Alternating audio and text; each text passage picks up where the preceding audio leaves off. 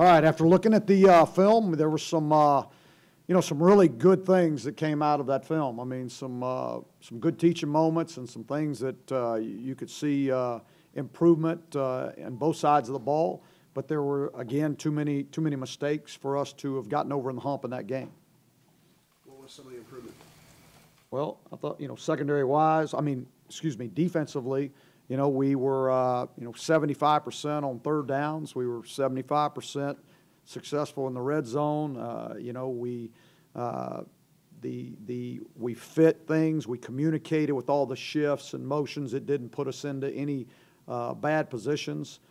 So there were some really bright spots. And then there were some individual efforts that were really bright, some really good things. Would you say that since some of the changes were made by going back to basics and being a little bit more aggressive, that there's a noticeable difference in improvement each week with the defense? I think so. I think it's more about the confidence of knowing what they're doing and making the communication that they need to, and then just playing ball. So, yes, I do. Would you say in a normal year for you offensively, they've been playing well enough for you guys to win games? I think so, yeah, I do. What do you feel like have been the breakdowns with those, one play a game? Catastrophic? Yeah, I mean, we're studying the heck out of them. First of all, it's a misfit on the play, or a miscommunication for a misfit, and then it's missed tackles after that, and so again, it's re-emphasizing guys, if you're the backside guy and, the play, you're not supposed to make this play. Somebody else is on the other side. You can't assume it's going to happen. So we got to have relentless pursuit to the ball on every play. You got to expect that to happen. And if we do that, guys would be in better position because we got guys there to make the tackle. We just we missed tackles in those situations, and then nobody else has gotten the guy down. When those happen, can you see them coming? Like with either No. You didn't allow many of those at all in 2015. It's a difference maker, really. I mean, if you don't give up catastrophic plays, you keep yourself in the game always, And so, we've had, about one of those a game, I think, to this point, and we've got to, get that fixed. I mean, that's the glaring spot on the defense right now, And again, I think part of that goes, it's just a mentality of not assuming the guy that's supposed to make the play is going to make the play. You can't assume that. You got to fly to the ball, and you got to want to make that play. What do you like on the film about your running game this past week? Well, I thought the times where we had it up on people, where offensive line communicated the things, the adjustments that they were making, and the movements that they were making defensively. When we had it up people, I mean, we moved people, and our running backs made plays. And we can do that. We can do that. That's the bright spot, is to know that if you just do your job, we can make big plays. Did the backs do anything different on top of, obviously you're crediting the line a little bit. Yeah, well, line, receivers, tight ends, all of them doing their job. Right, but as far as the running approach, we did what they've been doing, it just worked out better with Yeah, I mean, their eyes were good, their vision was good. I mean, they made the right cuts, and once they get in the crack, it's up to them. Coach, can you just talk about about Michael Carter a little bit? He had a good first game and then kind of dipped a little bit, and then he reemerged the other day. So can you just? Yeah, he's a true freshman that every rep is valuable for, like I said, for all these young guys, and he's growing. He's growing in the offense. He's growing in his understanding of what he needs to do, and the speed of it, and the intensity of it, and he's coming on, and he's growing up in front of your eyes, and so he's making plays, and I'm proud of the kid. I really am. Is there a difference in how he hits a hole versus Jordan? No, not really. They're pretty similar. They're really similar in build. They're really similar in the way they run. I mean, so it's I wouldn't say that there's a big difference. When you looked at Brandon on film, what did you see?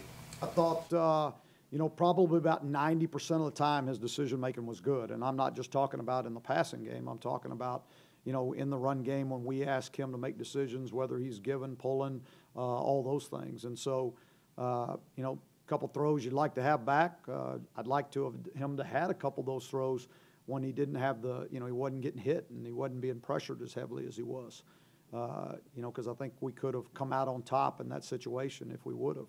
But I thought overall, I thought he did I thought his decision-making was pretty good. We got to avoid, throwing the ball down the field just to throw it down the field if a guy's not open. And that's where you turn, that's where you get the interceptions. How do you plan on handling quarterback reps this week in practice? Same as we've done every week. We'll still split the reps, and the guy that is doing the best in practice this week will be the guy that will probably go. So it won't change anything. Split the reps between Chaz and Brandon. Yeah. Larry, last year you guys started 7-2, obviously. Since then, I think you all are 2-9. I mean, obviously injuries have played a huge role this year, but how do you explain, in the big picture way, just kind of what's happened to the program since then? Well, I don't have a way to explain it. I mean, we're not making enough plays to come out on top. I mean, I think there's been some games where our defense has put us in a position to win a football game, and offensively we hadn't been able to get it done. Special teams wise, I think we've been very solid. We've been good in some areas, but we've just been okay, and that's not who we are. We've always excelled in special teams, and we haven't created that many game-changing plays this year, and we've got to do that. So, there's a lot of factors involved. I don't know if I can put my finger on just one. How much of it do you feel like is a talent depth issue?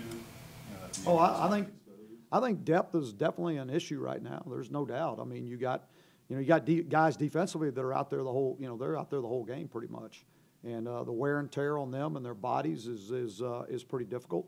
But it is what it is. I mean, we don't have a choice right now, and it affects the way you play on Saturday. It affects the way you have to practice, So it's just it is what it is.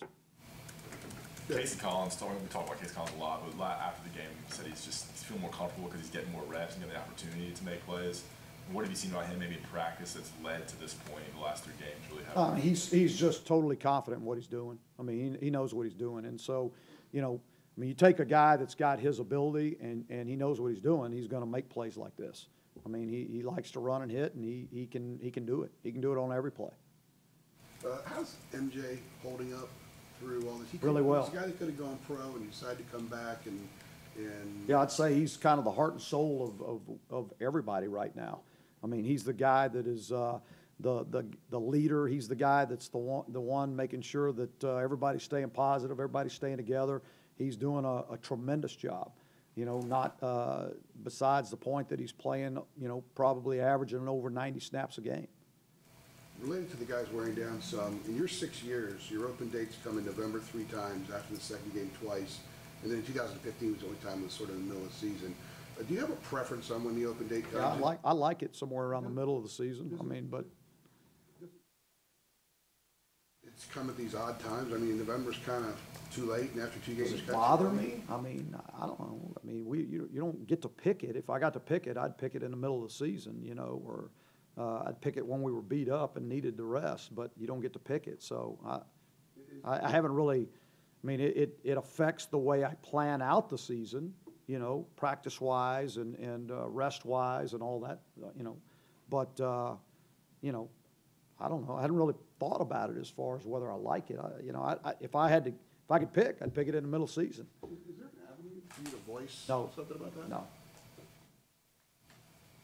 I mean, I think it's kind of odd, though. 3 in November. You guys could use one right now. I could. I could use one. I could have used one a couple weeks ago, week before that. Yeah.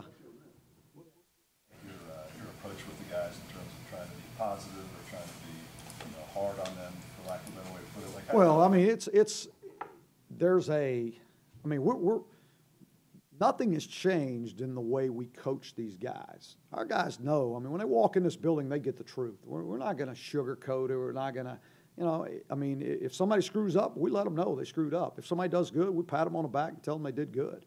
I mean, so that we're not up and down on wins and losses. We try to stay consistent in the way we coach and the way we handle our guys, so they know what we're going to be like. I don't want to be different, And we're staying. We've been positive at the beginning of the season. We're going to be positive now. and we're going to encourage them to be positive, but we're still going to coach the heck out of them and get after them because that's what it takes to be successful. Do you guys have any communication with the league office about the play at the end?